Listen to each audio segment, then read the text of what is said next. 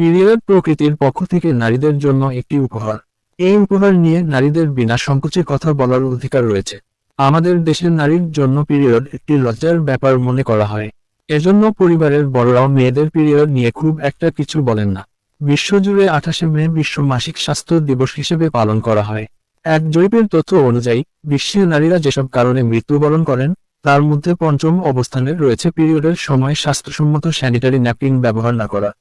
এদিকে বাংলাদেশ মাত্র 20% নারী স্যানিটারি ন্যাপকিন ব্যবহার করেন। 11-12 বছরের একটা বাচ্চা মেয়ের জন্য পিরিয়ডের প্রথম অভিজ্ঞতা হয় ভয়াবহ ও বিব্রতকর। অসচেতনতার কারণে পিরিয়ডকালীন সময় অনেক কিশোরী ভয় পেয়ে লজ্জায় বাড়ির কাউকে না জানিয়ে দুশ্চিন্তা করে, যা তার মানসিক ও শারীরিক স্বাস্থ্যের সমস্যা করতে পারে।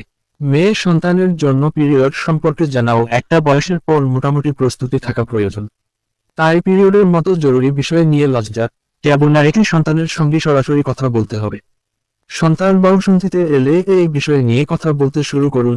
শারীরিক পরিবর্তন, পিরিয়ড কেন হয় সেই বিষয়ে বৈজ্ঞানিকভাবে স্পষ্ট ধারণা দিন সন্তানকে। টিভিতে স্যানিটারি ন্যাপকিনের বিজ্ঞাপন দেখে আপনার ছোট 5 বছরের শিশুটিও যদি জানতে চায়, তাকে এটা ওটা না বুঝিয়ে খুব সাধারণভাবে বুঝিয়ে বলুন।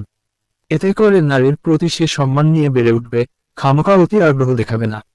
কিশোরী কন্যার পাশে থাকুন, তাকে বোঝান পিরিয়ড কোনো অসুখ না, এটা নারীর জীবনের স্বাভাবিক প্রক্রিয়া।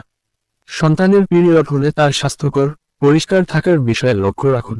ইনফেকশন এড়াতে এ সময়ে কাপড়, তুলা, টিস্যু নয় ব্যবহার করতে হবে স্বাস্থ্যসম্মত স্যানিটারি ন্যাপকিন।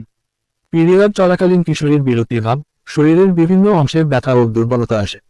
দুশ্চিন্তা, ভয় ও মানসিক অবসাদ দূর করতে এই সময়ে সঠিক খাবারের প্রতি খেয়াল রাখতে হবে।